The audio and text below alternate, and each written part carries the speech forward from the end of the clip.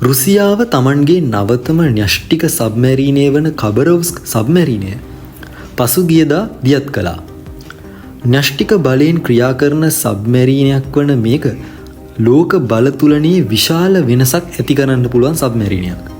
රුසියාව මෑතකදී සාර්ථකව අත්හදා බලපු කිලෝමීටර් දහස් ගණන් දුර ඉලක්කවලට සතුරු රේඩාර් මගහරිමින් ගමන් කරලා නිර්වද්‍ය ප්‍රහාර එල්ල කරන්න පුළුවන් වගේම විකිරණශීලී සුනාමි පවා ඇති කරන්න පුළුවන් කියලා වාර්තා වෙන පොසයිඩන් අන්ඩර්වෝටර් ඩ්‍රෝන් එක දියත් කරන්න විශේෂ හැකියාවක් මේ සබ්මැරීන් එකට තියෙනවා. තවම තහවුරු කරලා නැති වුණත් රුසියාව පවසන ආකාරයට මේ පොසයිඩන් අවිය නවත්තන්න ලෝකයේ මේ දක්වා නිෂ්පාදනය වෙලා තියෙන කිසිම ගුවන් ආරක්ෂණ පද්ධතියකට බෑ. ඉතින් මේ කිසිම අවියකින් නවත්වන්න බැහැ කියන පොසයිඩන් අවිය දියත් කරන්න තියෙන හැකියාව නිසාම මේ කබරොව්ස්ක් සබ්මැරීනයේ විශේෂත්වය වැඩි වෙලා තියෙනවා. මේ දක්වා මේ පොසයිඩන් අවිය දියත් කරන්න හැකියාව තිබුණේ රුසියාවේ බෙල්ගොරොඩ් සබ්මැරීනයට පමණයි. නමුත් බෙල්ගොරොඩ් කියන සබ්මැරීනය පැරණි සබ්මැරීනයක් වැඩි දියුණු කරලා තමයි නිෂ්පාදනය කරලා තිබුණේ. ඒ වුණත් මේ නවතම කබරොව්ස්ක් සබ්මැරීනය නිෂ්පාදනය කරලා තියෙන්නෙම විශේෂයෙන්ම මේ පොසයිඩන් අවිය දියත් කරන්න හැකියාව තියෙන විදියටමයි. ඉතින් මේ සබ්මැරීනය නිෂ්පාදනය කරලා තියෙන්නේ රුසියාවේ සෙවර්ඩොනික්ස් වල පිහිටලා තියෙන සෙව්මාෂ් කියන ෂිප්යාඩ් එකේ. ඉතින් අපි මුලින්ම මේ සබ්මැරීනයේ ස්පෙસિෆිකේෂන්ස් ගැන කතා කරලා ඉමු. මීටර් 135ක් පමණ දිගින් යුක්ත මේ සබ්මැරීනය පළලින් මීටර් 13.5ක් පමණ වෙනවා. නියුක්ලියර් රියැක්ටර්ස් වලින් බලගැන්වෙන නිසා මෙහි න්‍යෂ්ටික ඉන්ධන තියෙන තුරු මේ සබ්මැරීනයේ ගමන් කරන්න පුළුවන්. එම නිසා මෙම සබ්මැරීනයේ පරාසය අසීමාන්තිකයි. තහවුරු කරලා නැති වුණත් මේ වන විට වාර්තා වෙන ආකාරයට පොසයිඩන් අවි 6ක් පමණ මේ සබ්මැරීනයේ රඳවන්න හැකියාව තියෙනවා. දිය යටදී ටොන් 30 32ක් අතර වේගයකින් ගමන් කරන්න පුළුවන් මේ සබ්මැරීනයේ ඩිස්ප්ලේස්මන්ට් එක ටොන් 10000ක් විතර වෙනවා. සාමාන්‍යයෙන් මීටර් 500ක් පමණ ගැඹුරු මුහුදේ මෙහෙයුම් සිද්ධ කරන්න පුළුවන් මේ සබ්මැරීනයේ කාර්ය මණ්ඩලය 100කින් පමණ සමන්විතයි කියලා වාර්තා වෙනවා. කොහොම වුණත් මේ පිළිබඳව නිවැරදි දත්ත තවමත් මාධ්‍යර නිකුත් වෙලා නැහැ. මේ සබ්මැරීනයේ නිෂ්පාදනය සඳහා පාදක කරගෙන තියෙන්නේ රුසියාවේ මින් පෙර පැවති සබ්මැරීන් ක්ලාස් එකක් වෙන බොරේ ක්ලාස් එකේ හල් එක.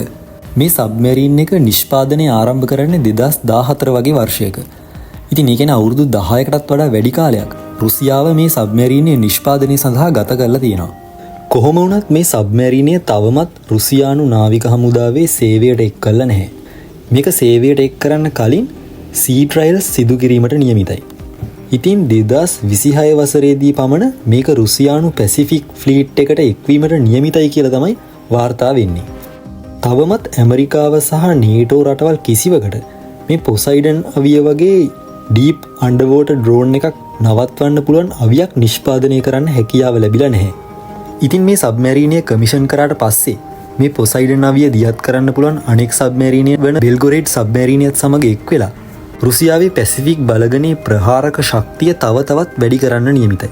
ඉතින් මේ සබ්මැරීනයේ දියත් කිරීම අවස්ථාවේදී රුසියානු ආරක්ෂක අමාත්‍යවරයා ප්‍රකාශ කළා මේ සබ්මැරීනයේ පවතින අන්ඩර්වෝටර් වෙපන්ස් වගේම රොබොටික් සිස්ටම්ස් නිසා මෙමගින් රුසියාවේ දේශසීමා ආරක්ෂා කරන්න වගේම ලෝකය පුරා රුසියාවට අවශ්‍ය වැදගත් මර්මස්ථානවල සුරක්ෂිතතාව තහවුරු කරන්න හැකියාව ලැබෙනවා කියලා. රුසියාවට එල්ල වෙන සම්බාධක උදකලා කිරීම වගේම යුක්‍රේන යුද්ධය මැද්දේ වුණත් රුසියාව තමන්ගේ යුදාවි සංවර්ධනය ඉදිරියට අරන් යනවා කියන පණිවිඩය මේ කබරොව්ස්ක් සබ්මැරීනය එළිදක්වන එකත් එක්ක ලෝකයටම මේ වෙනකොට ලැබිලා තියෙනවා. ඉතින් මේ වන විට රුසියාවේ මේ සබ්මැරීනය හා පොසයිඩන් අවිය කියන සුසංයෝගය රුසියානු න්‍යෂ්ටික අවි සංචිතයේ පර්මනන්ට් ඔප්ෂන් එකක් කරන එකට තවත් පියවරක් ඉදිරියට ගිහිල්ලා තියෙනවා. මේ පොසයිඩන් අවිය ලෝකයේ න්‍යෂ්ටික අවි 9 මානයකට අරන් ගියා. මෙහිදී අන්මෑන්ඩ් වෙපන් සිස්ටම්ස් න්‍යෂ්ටික ප්‍රහාර සඳහා යොදා ගැනීමට ඇති හැකියාව වර්ධනය කරලා තියෙනවා. ඒ වගේම මිනියචරයිස්ඩ් නියුක්ලියර් ප්‍රොපල්ෂන්, ලෝංග් රේන්ජ් අන්ඩර්වෝටර් නැවිගේෂන්, හයි ස්පීඩ් ඩීප් ඩයිවිං කියන නව තාක්ෂණයන් ගණනාවක් මේ පොසයිඩන් සහ කබරොව්ස් සුසංයෝගයට ලැබිලා තියෙනවා. මේ නිසා තමයි සතුරු ආරක්ෂණ පද්ධතිවලට මේ අවි වැළැක්වීම පහසු වෙන්නේ නැති. මේක ඔෆෙන්සිව් සබ්මැරීන් එකක්ද නැත්නම් ඩිෆෙන්සිව් සබ්මැරීන් එකක්ද කියන එක ගැන කතා කරනකොට රුසියාව මේක යුද්ධයක් වළක්වන්න පුළුවන් සබ්මරීන එකක් විදිහට තමයි නම් කරන්නේ. ඒ කියන්නේ ඔවුන් මේ සබ්මරීනය භාවිතා කරන්න නියමිත ඔවුන්ගේ රටට යම්කිසි තර්ජනයක් එල්ල වෙච්ච අවස්ථාවකදී පමණයි. නමුත් මෙහි ගෙන යන පොසයිඩන් අවිය ස්වභාවයෙන්ම ඔෆෙන්සිව් ගණයට අයත් වෙන අවියක්.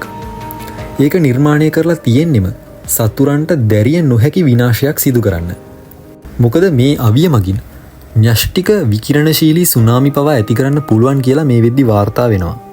මේ පොසයිඩන් අවිය ගැන අපි මීට කලින් වීඩියෝකදී කතා කළා. ඉතින් මේ වීඩියෝ එක බලන්න ඕන නම් උඩින් දාලා තියෙන කාඩ් එකෙන් ගිහිල්ලා ඒක බලන්න පුළුවන්. ඉතින් මේ අවිය භාවිතා කරන්නේ රුසියාවනු ගොඩබිම ආරක්ෂා කිරීමටත් වඩා සතුරු විරලාසන්න ප්‍රදේශවලට නාවික කඳවුරුවලට වගේම ස්ට්‍රයික් ගෲප් වලට විනාශකාරී ප්‍රහාර සිදු කරන්න. ඉතින් මේ අවිය භාවිතා නොකරම වුණත් සතුරු රටවල් වලට දැවැන්ත තර්ජනයක් එල්ල කරන්න රුසියාවට මේ වන විට හැකියාව තියෙනවා.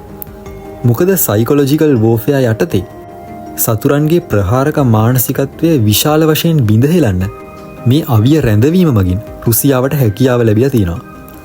ඉතින් මේ කබරෝව්ස්ක් සහ පොසයිඩන් අවි සුසංයෝගය වැනි හැකියාවක් ඇමරිකාවට හෝ නේටෝවට මේ දක්වා ලැබිලා නැහැ. තවමත් ඔවුන් සම්ප්‍රදායික නියුක්ලියර් ට්‍රයඩ් එක වෙන land based nuclear බැලිස්ටික් missiles, සබ්මරීන් launch බැලිස්ටික් missiles සහ ස්ට්‍රැටජික් බොම්බර්ස් මත තමන්ගේ න්‍යෂ්ටික අවි සංචිතය පවත්වාගෙන යනවා. නමුත් මේ පොසයිඩන් අවිය අන්ඩර්වෝටර් ඩ්‍රෝන් එකක් නිසා ටෝපිඩෝ ආකාරයේ න්‍යෂ්ටික ප්‍රහාර සිදු කිරීමට තමයි නිර්මාණය කරලා තියෙන්නේ. මේ වගේ අන්ඩර්වෝටර් ඩ්‍රෝන් එකක සංකල්පය තවමත් නේටෝව සහ ඇමරිකාව අත්හදා බලලා නැහැ. ඇමරිකා එක්සත් ජනපදය, බ්‍රිතාන්‍ය සහ ප්‍රංශය යන රටවල් වලට න්‍යෂ්ටික බලයෙන් ක්‍රියා කරන සබ්මරීන තිබුණත් ඒවාට නියුක්ලියර් අන්ඩර්වෝටර් ඩ්‍රෝන් දියත් කරන්න හැකියාවක් තවමත් ලැබිලා නැහැ. ඉතින් බටහිර පද්ධති තවමත් කමාන්ඩ් ඇන්ඩ් කන්ට්‍රෝල් සිස්ටම්ස් මත බොහෝ දුරට රඳා පවතිනවා. නමුත් මේ පොසයිඩන් අවිය සෙමි ඔටෝනෝමස් නියුක්ලියර් වෙපන් එකක් ගණයට තමයි අයත් වෙන්නේ. ඉතින් මේ න්‍යෂ්ටික සබ්මරීනය දියත් කිරීම සහ පොසයිඩන් අවිය අත්හදා බැලීම කියන කරුණු වලින් යුක්‍රේන යුද්ධයට ඇතිවන බලපෑම ගැන කතා කරනකොට මේ අවි වලින් යුක්‍රේන යුද්ධයට ඍජු බලපෑමක් නොමැති වුණත් මේ අවිය මගින් බටහිර රටවල් වලට සිදු කරන තර්ජන මගින් රුසියාවට යුක්‍රේන යුද්ධය සඳහා ලැබෙන අවිසැපයුම් අඩාල කරන්න හැකියාව තියෙනවා. ඉතින් මේ රුසියාවේ නවතම සබ්මරීනය සහ පොසයිඩන් අවියේ සුසංයෝගය ගැන ඔබ හිතන්නේ මොනවද? ඔබගේ අදහස් පහලින් කමෙන්ට් කරන්න. මෙවැනි වීඩියෝ නරඹන්න අපගේ channel එක අදම subscribe කරලා තියාගන්න.